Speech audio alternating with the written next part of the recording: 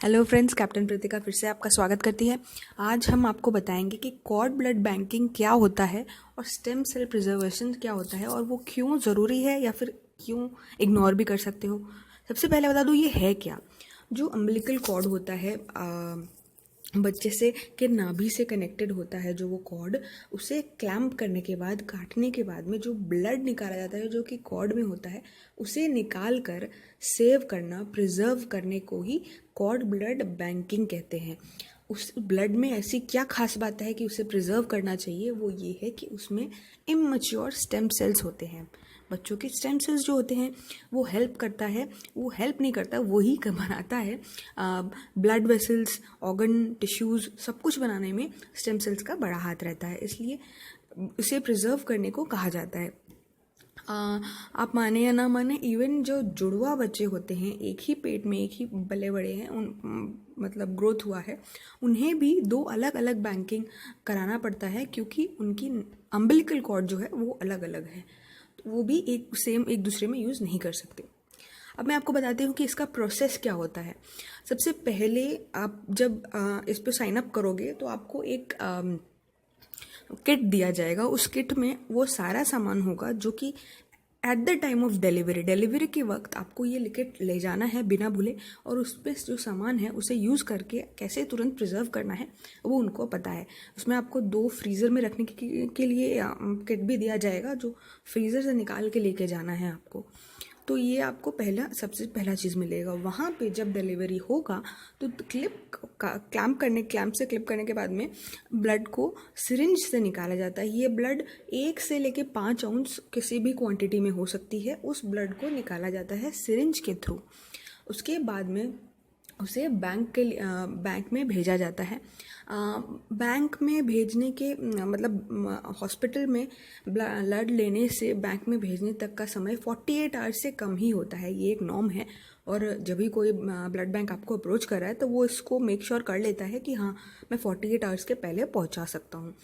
तो ये चीज़ 48 आवर्स के पहले पहले ब्लड बैंक में पहुंच जाता है।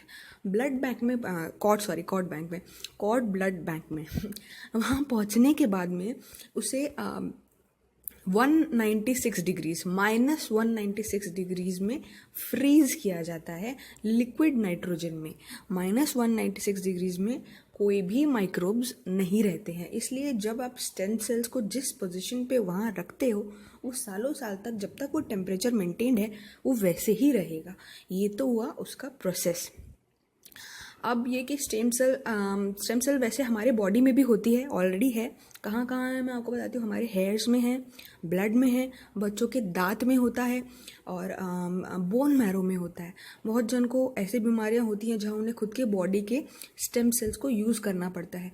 बट उसमें और इसमें फ़र्क क्या है? जब ऑलरेडी हमारे बॉडी में है स्टेम सेल्स, तो हम कॉर्ड वाले में क्यों इतना पैसा खर्च करें या क्यों इतना मेहनत करें?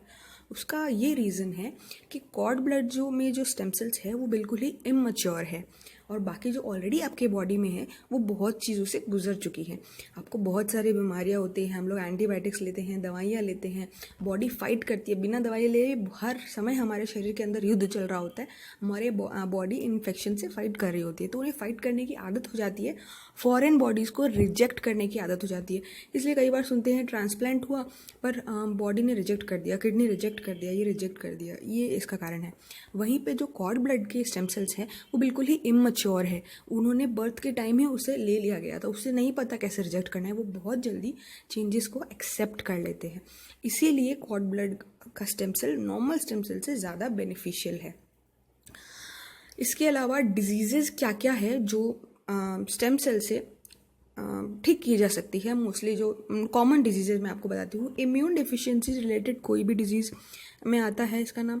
कैंसर्स, बहुत प्रकार के कैंसर्स को ट्रीट करने में हेल्प करता है। उसके अलावा ब्लड डिसऑर्डर्स होते हैं, उससे भी चलने का हेल्प करता है कि ठीक कर सके।